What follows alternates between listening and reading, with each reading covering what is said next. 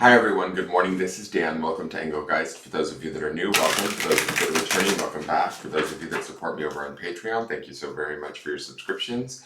This is the daily forecast for all signs. It is a broad spectrum reading for the collective, so I do speak in broad terms. You need to figure out if and where it fits in your life, if at all. If it doesn't fit, that's okay. It doesn't mean you're broken or wrong. You're just working on something different at this time. The reading is originally created for Friday the 13th.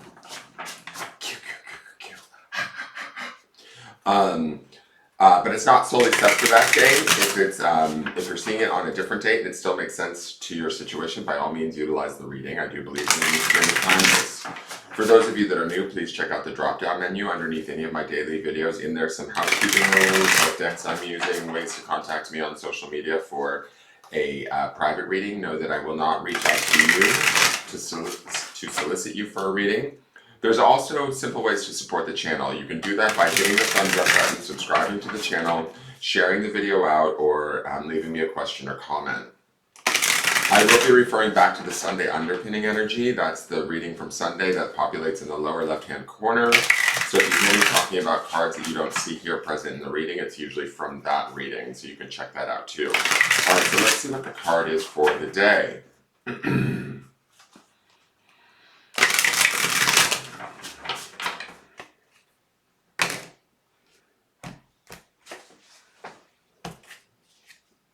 All right, we have the Ten of Wands. Interesting Ten of Wands here. Interesting depiction. To me, it feels like something's starting over. I mean, Ten of Wands can indicate that, right? Being at the finish line. We saw the Ten of Wands in the clarifiers yesterday. So that Ten of Wands that we saw yesterday feels like it's much more present in our life today.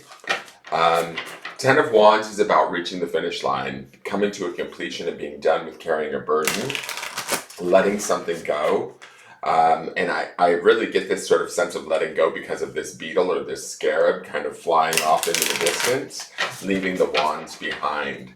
So whatever wands we were carrying yesterday, or whatever we were like maybe reorganizing, reassessing, or coming to terms with, I think we have come to terms with it and we're ready to release it and move on to something new. To something better, something on the horizon, something that our desire is driving us towards, right? Underpinning this is that Eight of Wands, but also, what was the end of the week card?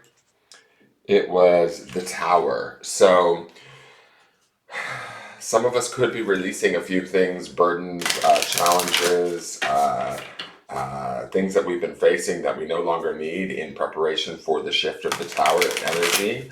This Ten of Wands could be the Tower for us, right? Releasing or letting go of something that we realize we no longer need to carry. Somebody's, ideas, perceptions, expectations of us. We no longer want them or need them or desire them in a way. And to me, I get this funny sense of like freedom from this beetle.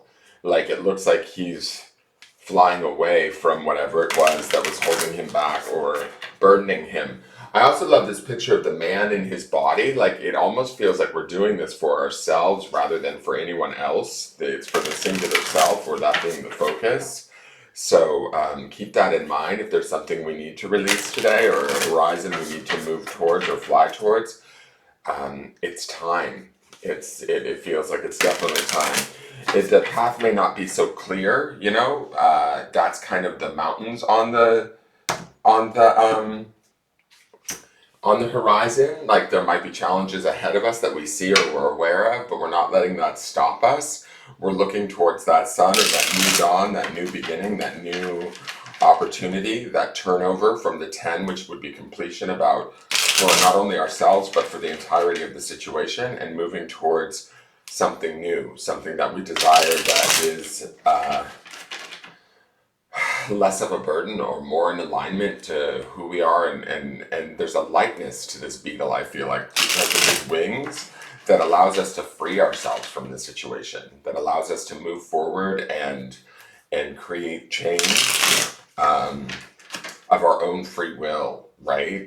We get to make the choice, we get to make the change, we get to drop the burden, and we get to move forward from that burden in a way that to me feels, I I don't know, like smarter, wiser, because like beetles to me represent wisdom in a sense. Like they this beetle feels like it knows, it's been through the lessons and it's learned what it needs to learn, so it's ready to move on, and it understands what it needs personally to be able to move forward. So let's look at the abundance or absolute affirmations deck. I am focused on success. Now it's interesting that it's binoculars, because it seems like there's something on the horizon that this beetle's looking at or getting ready to fly toward. Even if there's challenges in getting there, these binoculars have us looking at the bigger picture, the bird's eye view, so to speak, or the grander outcome than what has been presented to us or what we've been dealing with thus far. Let me read this to you. It is, be committed to your goals, and naturally achievement will follow. When success is the focal point, you can accomplish anything with consistency and hard work. Every day you discover new ways to enhance your ability to create abundance in your life. So when I think about this, it's like looking at that long-term goal. We did see the vision stone this week. This might be part of our vision that we were creating or looking at earlier on in the week. We see maybe not necessarily the clearest of paths, but a path towards it. And that path requires us to free ourselves or release ourselves from whatever we've been carrying, thoughts, ideas, other people, situations, and setting ourselves free to move on. And it's going to be at a deep spiritual level, right? It's also with this green around the binoculars, to me, it feels like a deep healing release. And then the next card, I just want to show this to you, is my words have power. So how we perceive this situation or how we communicate this situation also has power. How we communicate our ability to reach there has power too. So staying focused on that success and remaining positive about it, even if we find ourselves having to release or let go of something that we've been carrying or trying to force into what we thought we wanted it to be. We need to change our communication around it, our thoughts around it, and then stay focused on the success of changing it in the long term. And we very much have the power to do that today, especially with the tower involved. This might be something that we're very much aware of is not built on a firm foundation, or we might be very aware that we've been carrying something for far too long and now it's time to kind of let it go, let the chips fall where they may and move forward. Let's look at the clarifiers. We have the Six of Swords, which is moving to calmer waters. So that would be about also leaving behind the burden of the Ten of Wands, right? Taking our thoughts and creating clarity, like through this, my words have power. Our thoughts and our communications, communicating them in a more balanced, peaceful manner, and then moving forward. Maybe not at the fastest of pace, but step by step or stroke by stroke with this boat, like moving ourselves across the emotional connection or feelings that we had around the situation, bringing those feelings into balance and then being able to navigate our way through them in a very calm, peaceful, and balanced way. The next card is the Queen of Wands. The one thing I like about the Queen of Wands is she looks like she's facing towards the future. Now, oftentimes the Queen of Wands can be about desire. She's also about the emotions because she is a queen. But it's like, to me, it feels like our emotions and our spirit are kind of coming together in a way to direct us towards what it is we want. This queen always has a bit of a connection to the spiritual, right? She also has a little bit of a tenacity or an ability to kind of be, I don't know if selfish is the right word, but because she's associated with wands and that of spirit and fire, action, desire, she's going to choose what she desires over anyone else, right? And sometimes that can be seen as selfish or maybe manipulative, but I always see this queen as the queen who wants to know all the rules so that then she can go about like bending them or manipulating them in ways that work for her and for her only, right? Treating ourselves like the queen that we are and honoring our spirit and then acting from that place both emotionally and spiritually and looking to the future and making decisions for new growth or new opportunity, right? I do get this sense of empowerment from her, even if she's sort of misunderstood by the other parties involved or people involved in the situation. She's not going to let that stop her. She's determined and she's ready to take action. And the last card is that Tower. something something is built on faulty foundations, or something is no longer serving us, and we're aware of that. And we need to be focused on our success and our ability to move away from it. And even if this tower is somebody else's scenario falling apart, again, like I said in the Sunday reading, when we saw the tower, we have to allow other people to have their experience, to have their lessons, to have their fall apart, right? So if this tower is happening to us directly, by all means, we have all of the skill set to sort of release it, let it go, and actively use our thoughts and our desires to move ourselves in a way that's productive away from this.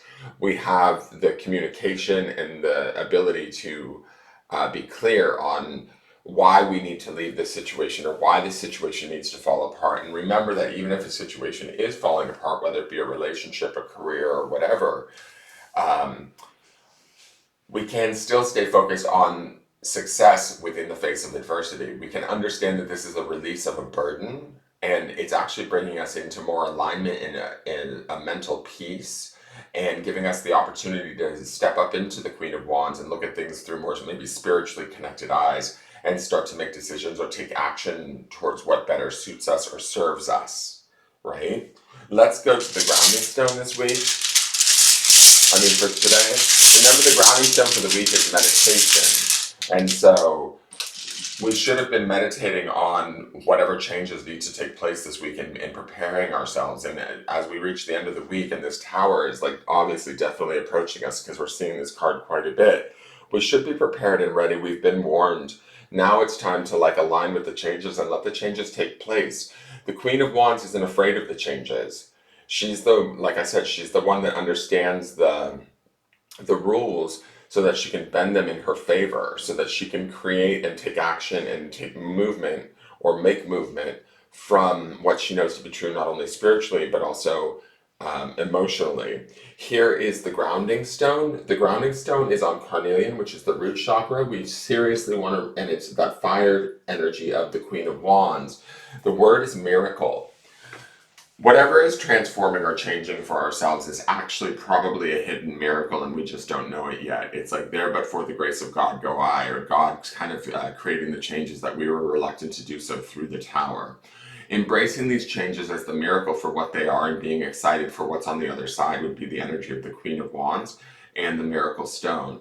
You need to understand that whatever changes are taking place or whatever we are releasing, because this miracle, the orange of the miracle stone also keys in with that 10 of Wands, it's really for our highest good.